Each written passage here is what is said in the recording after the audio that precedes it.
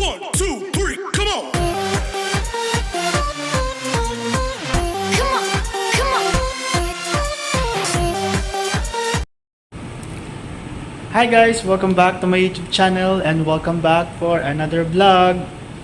Medyo matagal akong nawala guys. Ang tagal kong hindi nakapag-upload and ang tagal ko rin hindi nakapag-update sa aking pinapagawang dream house. So today is September 2nd. It's Thursday.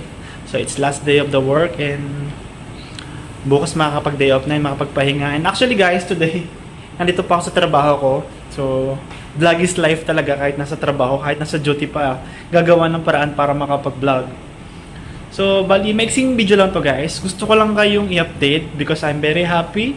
Gusto ko lang i-share sa inyo yung aking dream house, kung ano yung itsura niya ngayon, and kung kamusta na ba ang aking dream house.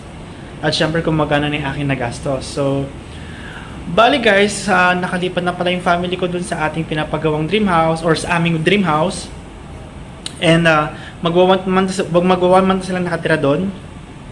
And masaya naman sila, happy naman sila kasi medyo maganda naman talaga yung bahay for me for me.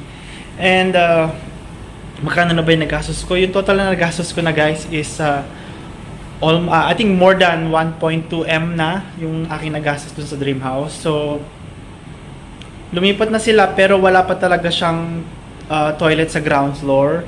Ang toilet pa lang is yung nasa second floor. Pero meron na siyang kitchen, meron na siyang tiles na lahat. Lahat may bintana na, may railings, may pintuan. Yun na lang talaga yung kulang is yung toilet sa baba. Kasi sabi ko sa kanila, ano pa yun? To follow. So, yun. And wala pa siyang pintura sa labas. Yung loob niya is may pintura na yung ibang part, pero first coating pa lang yun guys. Hindi pa talaga siya tapos. But since super excited na silang lumipat, so pinayagan ko na silang lumipat kahit hindi pa naman talaga tapos. So, itong video na to, hindi ko siya matatawag talagang house tour kasi wala naman ako doon. And nag-ask lang ako ng favor sa pamangkin ko kung pwede niyang i-video yung buong bahay para makapag-upload ako and makapag-update sa inyo guys. So, bali mag-ano na lang tayo, mag-house tour na lang tayo kapag naging okay na yung lahat at makauwi ako ng Pilipinas. So ako yung personal na mag-house tour sa inyo.